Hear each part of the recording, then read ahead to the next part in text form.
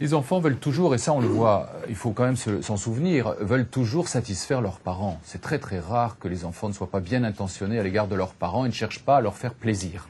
Qu'est-ce qui vous plairait, qu'est-ce que vous attendez de moi, etc. Et s'ils les déçoivent, c'est quelque chose de très douloureux pour eux. Le deuxième point qui me paraît participer de cette difficulté actuelle, c'est la confusion qu'il y a si fréquemment, en tout cas dans la tête d'un certain nombre d'enfants et d'adolescents, entre l'admiration dont ils seraient l'objet quand ils rapportent des bons résultats et l'amour dont ils seraient l'objet. L'admiration, ils peuvent en être à peu près sûrs lorsqu'ils rapportent des bons résultats et craindre de la perdre lorsqu'ils n'en rapportent plus d'assez bons, mais l'amour, ils ne savent pas toujours. Et donc c'est tout le problème à ce moment-là qui va se mettre en route quand ils ont le sentiment de ne pas apporter les bonnes notes que leurs parents attendent, avec la peur de ne plus être aimés.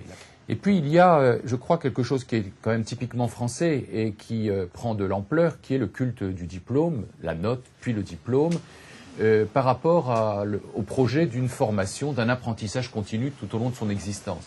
Et donc ce culte du diplôme par rapport à l'apprentissage, qu'est-ce que tu as appris d'intéressant aujourd'hui, c'est pas la même chose que qu'est-ce que tu as eu comme note.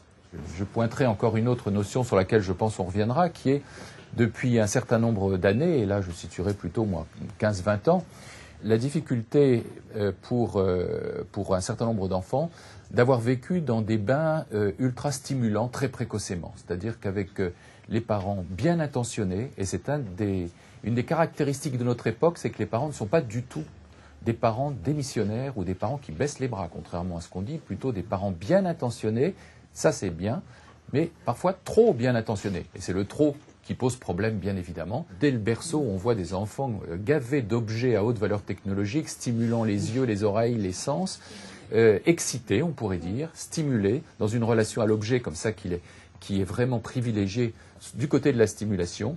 Et il ne faut pas s'étonner qu'on voit, soi-disant, une augmentation du nombre d'enfants dits hyperactifs, c'est-à-dire qui sont en autostimulation, et qui ensuite sont dans une recherche de stimulation externe avec les écrans, avec le bruit, avec les casques sur les oreilles.